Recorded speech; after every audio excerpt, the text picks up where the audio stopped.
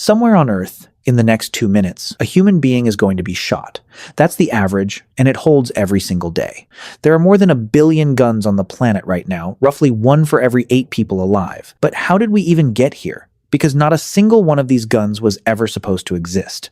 The men who started all of this weren't trying to build a weapon at all. They were trying to make a medicine for living forever. So go back 1200 years and imagine that job is yours. You just landed in China, and you're an alchemist, half scientist, half wizard. And the emperor himself is paying you to find the secret to eternal life. And today you're fully locked in. You're testing a new recipe. You grind a yellow mineral, some burned wood, and a strange white crystal into one bowl. You lean in close, and your entire workshop explodes. Your hands are burned. Your face is burned. The building is catching fire around you. And you have no idea that you just made the most important mistake in human history. Because that flash in your bowl is going to spend the next 1,000 years getting better at one thing, and every single fix will create a brand new way to die. So how does that happen? The first thing you need to know is that your explosion wasn't rare. All across China, alchemists were blowing themselves up chasing the exact same dream. Because this wasn't some fringe hobby. The hunt for immortality was the biggest research project on Earth, and the emperors weren't just paying for it from a safe distance. Whenever their alchemists produced something promising, they drank it, which was a terrible idea, because the recipes were loaded with mercury and arsenic. Several Chinese emperors died exactly like that, poisoned by their own immortality potions. The potion for living forever had a body count. But those 3 ingredients in your bowl were something different. The yellow mineral was sulfur, which they used to treat skin problems. The burned wood was just charcoal, the same stuff you barbecue with. But the white crystal, that was the special one. It was saltpeter, a crust that grows naturally on cave walls, in damp cellars, and on old manure piles. Yes, one of the main ingredients of gunpowder is something people scraped off dirt animals had peed on. And we know these explosions really happened, because around the year 850, a Chinese text finally wrote them down. It wasn't a recipe, it was a warning. It described the mixture bursting into flames, scorching hands and faces, and burning entire buildings to the ground. The first written record of gunpowder in human history is basically one alchemist telling everyone else, guys, stop doing this. And here's why it kept exploding. A normal fire has to pull oxygen out of the air, and that takes time. That's why a campfire burns for hours. But saltpeter has oxygen locked inside the crystal itself. So when the mixture ignites, it doesn't wait for air. It feeds itself, and the whole batch burns almost instantly, releasing a massive cloud of hot gas. Out in the open, that's a flash and a bang. But trap that gas inside something with walls, and the pressure has nowhere to go, so it escapes through the weakest point, violently. That is the entire principle behind every gun ever made. A fire that carries its own oxygen, locked inside a tube. The alchemists had no idea why it burned like that, but they knew they had found something powerful, so they gave it a name. And the name tells you exactly what kind of people discovered it. They didn't call it a powder, they didn't call it a weapon, they called it huo yao, which means fire medicine, because in their heads, this was still medicine research. It just needed some adjusting. The deadliest discovery in human history started its life filed in the medicine cabinet. For about 200 years, fire medicine stayed mostly harmless. It went into fireworks, flares, and flaming arrows. Then war found it. In the year 1132, at the siege of a Chinese city called Dayan, defenders on the walls were holding something brand new. A long spear with a bamboo tube strapped to the tip, packed with fire medicine. Now put yourself on that wall. An enemy soldier is climbing a ladder toward you. You lower the spear, touch a flame to the fuse, and the tube erupts a roaring jet of fire pouring straight down into his face. They called it the fire lance. It was a one-shot flamethrower on a stick, and it only burned for a few seconds. But for those few seconds, you were holding a dragon. Now, here's the accident inside the accident. Soldiers started packing junk into the tubes along with the powder. Broken porcelain, scrap iron, small stones, anything to make the flame nastier. But then somebody looked at the wounds afterward and noticed something strange. The flame only reached a few feet. The junk flew much farther, and it punched deep into bodies. The garbage was doing more killing than the fire. So, over the following decades, the weapon flipped. The flame stopped being the point, and the stuff flying out of the tube became the point. Nobody sat down and invented the bullet. The bullet started as trash packed into a bamboo tube. But here's where the whole design hits a wall. If you want the junk to fly farther, you need more powder, and bamboo can only hold so much pressure. Pack in too much, and the tube doesn't fire. It bursts. Imagine being that soldier. You grip the lance with both hands, you touch the fuse, and instead of fire shooting out the front, the whole tube explodes in your fists. Your own weapon takes your hands off. That happened often enough that Chinese metalworkers were handed a new job. Build a tube that cannot burst. So they cast it in bronze. And the moment the tube became metal, it stopped being a fire lance. It became a gun.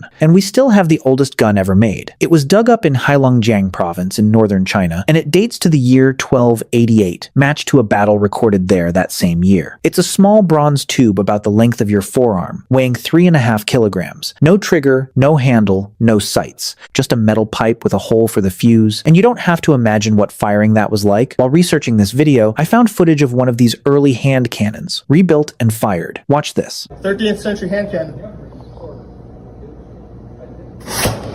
That's it. That's the ancestor of your modern pistol. A pipe, a fuse, and a bang. And every musket, every rifle, and every pistol that came after is a descendant of that pipe. And the gun did not stay in China. In the 1200s, the Mongol Empire was fighting wars from the Pacific coast all the way into Europe, and gunpowder traveled with those armies. Within decades, the recipe was everywhere. By 1326, an English manuscript contains the first European picture of a gun. It's a strange vase-shaped pot lying on a table, firing a giant arrow. The artist drew it carefully and explained nothing, because there were no words for it yet. Europe took the idea in one direction, bigger, because Europe had a wall problem. Every serious city was wrapped in stone walls that had shrugged off armies for centuries. And in 1453, gunpowder ended that era in under 2 months. A Hungarian engineer named Orban built the Ottoman Sultan a monster, a bronze cannon over 8 meters long, firing stone balls heavier than 3 grown men, dragged toward Constantinople by 60 oxen. The walls of Constantinople had stood for 1,000 years. Orban's cannons hammered them day after day until they cracked, and the city fell. After that, every wall on Earth was just a question of time. So cannons ruled sieges, but you can't carry a cannon. Soldiers needed that power in their hands. So gunsmiths shrank the tube back down into the hand cannon, a metal barrel mounted on a wooden pole. And that created a problem that sounds ridiculous today. You couldn't aim it. To fire, you held the weapon in one hand and pressed a burning cord into a small hole on top with the other, which means at the exact moment of firing, you were looking at the hole, not at the enemy. Early gunners pointed the barrel in a general direction,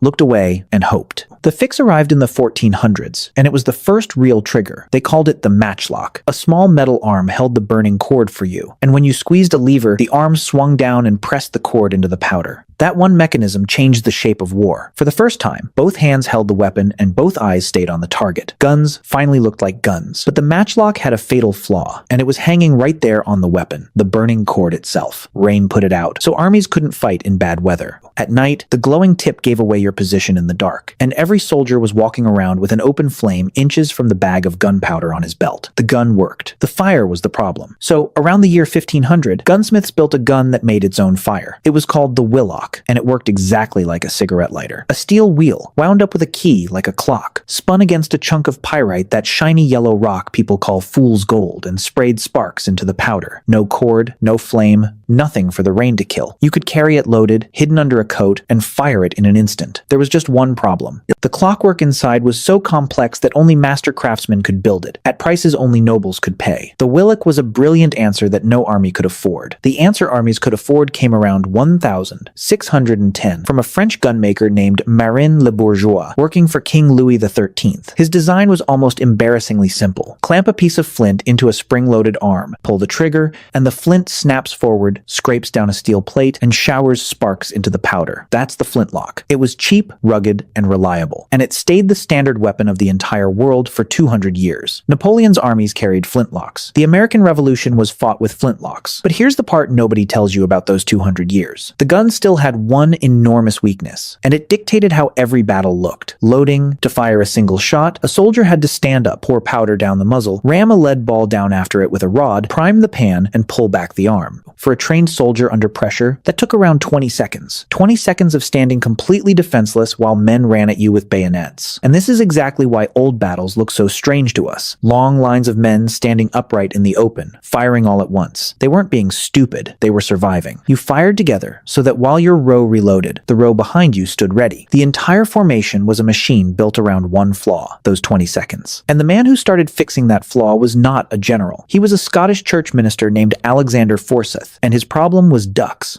Forsyth loved duck hunting, and his flintlock kept betraying him in the marsh. When he pulled the trigger, the powder in the pan flashed, first a bright puff of light, and only then, a split second later, did the gun actually fire. The ducks saw the flash and dove before the shot arrived. Every single time. So in 1807, this country minister patented a new kind of chemical, one that needed no spark at all. It exploded the instant you struck it. Now ignition was instant, sealed, and waterproof. No flash, no delay, no wet powder. Rain had been beating guns for 600 years, and it finally lost because ducks kept dodging a clergyman. From there, the last step was almost obvious. By the 1860s, gunmakers took everything one shot needs the striking chemical, the powder, and the bullet, and sealed all of it inside one small brass case, the cartridge. Loading stopped being a 20-second ritual and became a 1-second motion. And once loading was instant, you could stack cartridges in a magazine and fire them one after another. The revolver, the repeating rifle, the modern pistol, every firearm built since then is just a faster way of feeding that same brass case into that same metal tube. So here's the full picture. Alchemists searching for eternal life accidentally created a fire that carries its own oxygen, and they named it medicine. Soldiers strapped it to spears and made flamethrowers. The garbage packed into those tubes turned out to be deadlier than the flame, so the projectile took over. Bamboo burst, so the tube became bronze. The tube grew into cannons and brought down 1,000-year-old walls, then shrank back into human hands, where every version of it carried a flaw. You couldn't aim it, so the matchlock. Rain killed the cord, so the wellock. Nobody could afford it, so the flintlock. 20 helpless seconds, so a duck-hunting minister invented instant ignition, and a small brass case finished the job. Nobody planned any of this. It took 1,000 years, an exploding workshop, burst bamboo, falling walls, wet cords,